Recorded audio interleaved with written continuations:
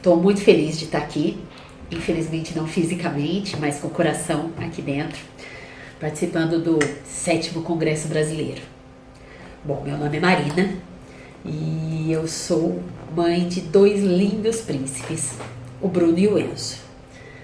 Sim, os 2 lindos príncipes têm autismo, né? E estou muito contente. Eu acho que é um momento bem bacana de a gente falar sobre isso. E eu vou contar um pouquinho da minha história de mãe de crianças com autismo. Bom, vou falar um pouquinho sobre o Enzo. O Enzo, esse menino lindo, e que hoje tem 8 para 9 anos, vai fazer 9 anos. E ele é meu 2º filho, mas é o meu primeiro autista. Foi com o diagnóstico dele que eu descobri que meu primeiro filho também tinha autismo. E ele trouxe muita mudança na minha vida. Ele trouxe muita coisa boa, muita coisa diferente. Lógico que tem toda uma história, todo um luto, toda uma vivência, toda uma dificuldade no começo, mas é só até a gente entender como é que eles funcionam. E nós usamos comunicação suplementar e alternativa com eles.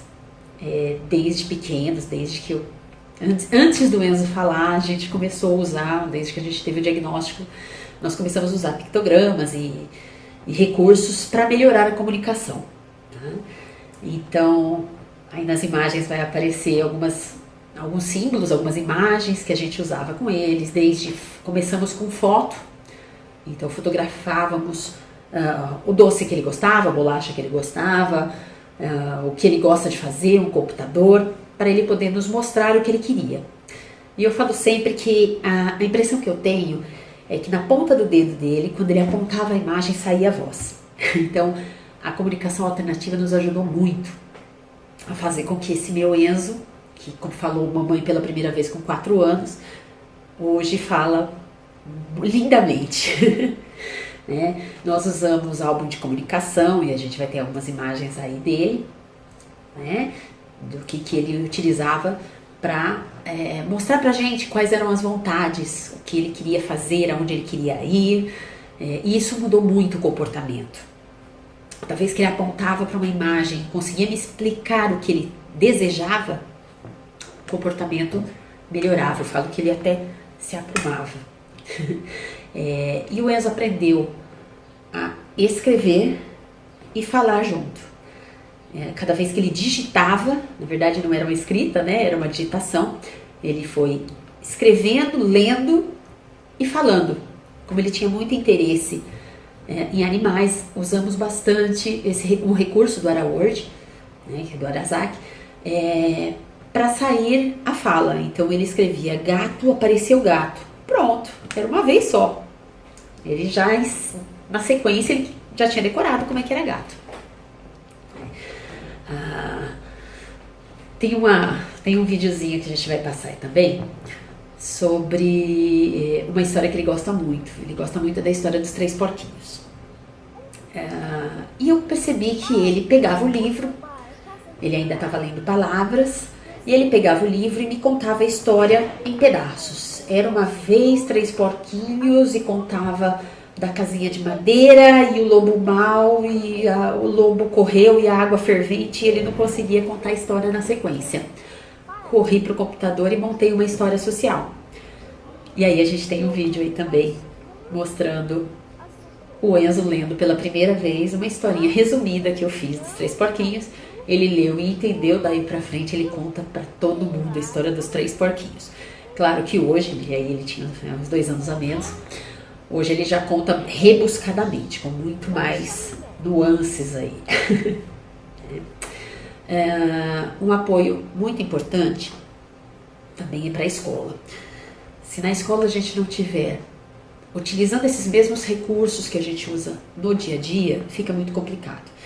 E claro, eu acredito que muitos de vocês passam por isso. A gente tem uma certa dificuldade na escola de utilizar essas ferramentas, tá? Mas elas são muito importantes. Quando a gente acha um professor que se empenha em colocar essas imagens para a criança, ele consegue resolver muitas coisas mais facilmente. O Enzo, numa aula de educação física, todo mundo corria para um lado e ele corria para o outro. Para ele era só correr e ele não entendia o jogo. Como é que ele tinha que correr, como é que ele tinha que pegar a outra criança. E a professora fez uma sequência de imagens para ele para explicar como é que funcionava. Pronto, acabou o problema na sala de aula, acabou o problema nessa aula de educação física. Então a gente precisa realmente envolver todos os profissionais ou todas as pessoas, não só os profissionais, mas toda a nossa família, falando a mesma língua que ele.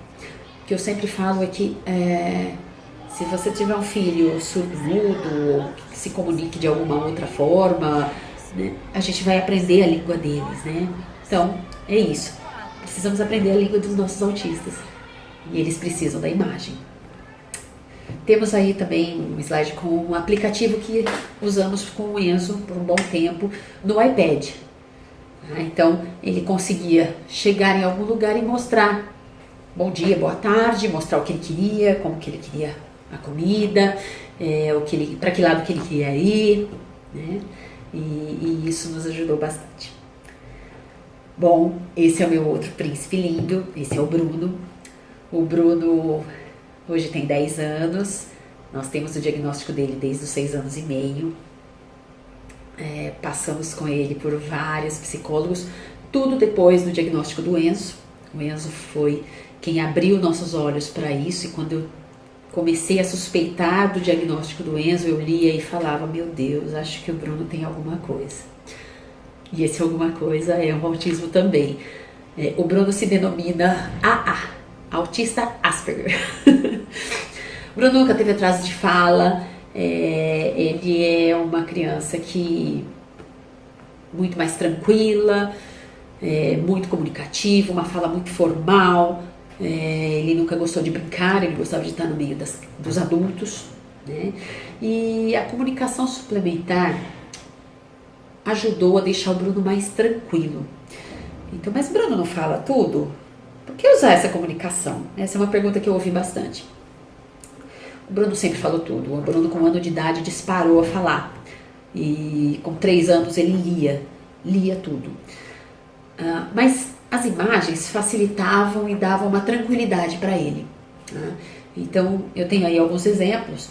Ele entrava, por exemplo, na clínica, onde ele faz terapia, e ele não sabia o que fazer. Então, ele ficava incomodado e se mexendo, né, sem saber como agir. E aí nós fizemos uma história social.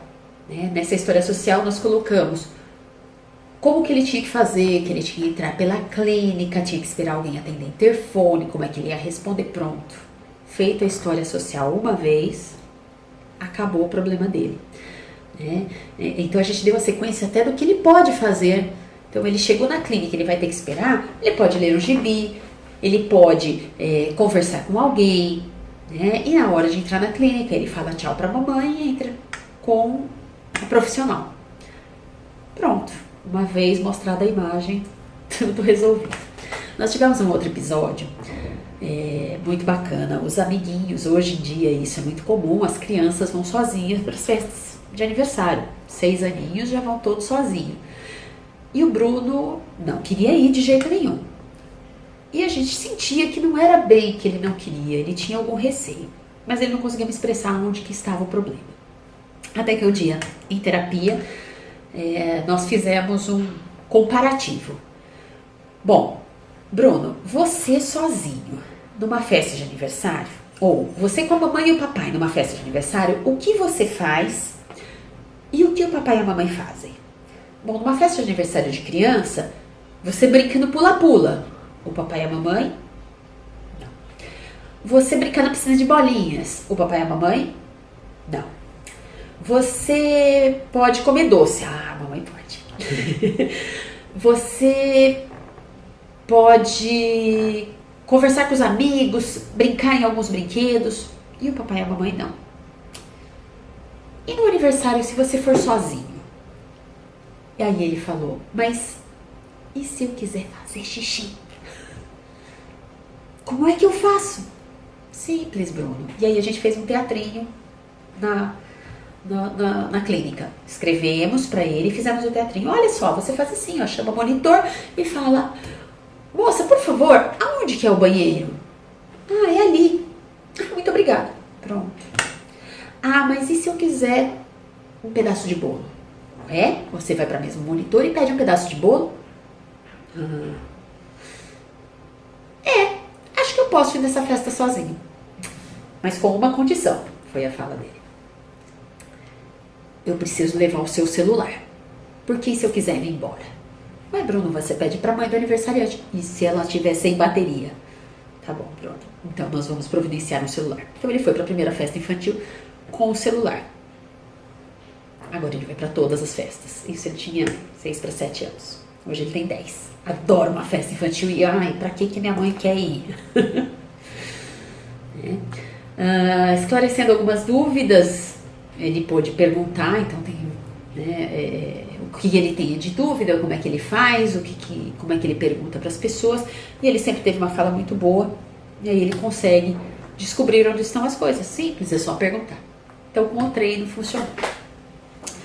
Uma outra cena que a gente não conseguia entender, e é tão difícil a gente entender uma criança que é tão boa, né? O autismo é tão leve, ele fala tudo. Por que ele fica com comportamento ruim? Nós tínhamos todo sábado de manhã uma sessão de terapia dele ou do irmão. E essa sessão de terapia terminava próximo da hora do almoço. Então nós saíamos da sessão direto para almoçar. Bom, saíamos da sessão e o Bruno ficava transtornado. Mas Bruno, o que acontece? Por que você tá assim? Eu não sei, eu não quero almoçar, eu não sei, onde que nós vamos almoçar? E ele ficava muito bravo. E aí nós, na clínica também, foi feita uma história social. Ele e a fono, linda Grace, fizeram uma historinha social. Quando vamos comer fora? Então quando a gente vai comer fora, e aí ele colocou as imagens, ajudou a montar, a gente pode pedir pro papai: aonde que a gente vai almoçar? Bom, se eu ficar com dúvida, eu posso ir pensar de uma certa forma. Se eu quiser comer lanche ou pizza, eu vou para esses lugares. Mas se eu quiser comer comida, eu vou para esses outros lugares. E a gente colocou as imagens dos restaurantes e das lanchonetes que a gente podia ir. Nunca mais foi usada essa imagem. Essa história funcional serviu para ele fazer. Na hora que ele fez a história social, a gente continuou saindo todos os sábados da terapia, indo direto para restaurante, e ele só perguntava: bom, mamãe, hoje a gente vai em tal ou em tal lugar? Pronto, tudo resolvido. Né? E tem um videozinho também que eu queria passar para vocês, para a gente ver as nuances de uma criança, né? Uma dificuldade para escolher onde vai no restaurante. E aí ele vai para uma aula de teclado. Primeiro ele ganhou o teclado da avó e depois matriculamos na escola. Ele fazia uma aula, chegava em casa ele só sabia tocar aquela música. Aí ele fazia a segunda aula, ele tocava essa outra música. Até hoje eu não entendi como é que ele funciona. Ele só tocava com a mão direita, vira para trás e consegue conversar. Ou seja, como é que o dedo funciona, a nota musical sem treino, né? Então aí tem um videozinho dele tocando e conversando comigo e ficando bravo porque eu tava filmando. E tem um quadro pintado por ele aos 7 aninhos. E aí eu queria passar algumas recomendações de mãe, tá? Sem a técnica das nossas maravilhosas fonoaudiólogas, né, e profissionais que estão aqui, mas as técnicas de mãe. A comunicação suplementar e alternativa deve sempre ser usada. Não importa qual é a idade, qual é a dificuldade, se você conseguir usar uma imagem, escrever alguma coisa, isso vai sempre modificar o comportamento. Eu tenho a prova disso com os meus. Tá? Mas sempre precisamos de uma orientação de um fonoaudiólogo. Não peguem imagenzinhas no Google e vamos tentar adivinhar o que é, né? E vamos tentar colocar para... Pode não funcionar.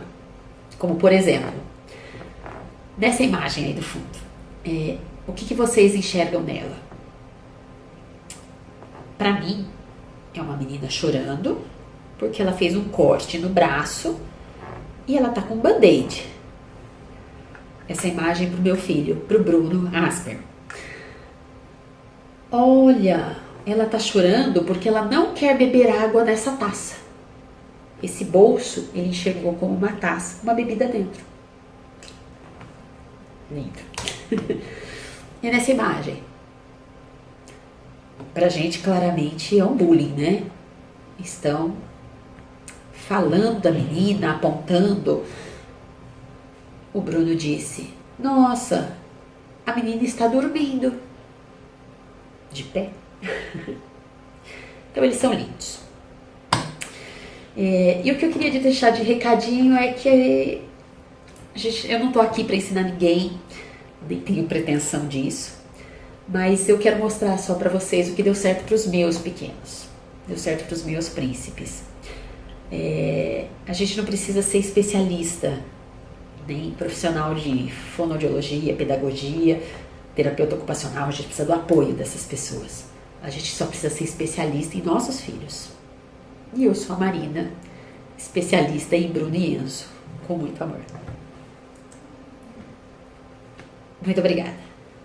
Beijo no coração. Vem cá, meu anjo. Olha quem tá lá! Fala, oi, pessoal. Aqui, ó, Enzo. Oi. Aqui.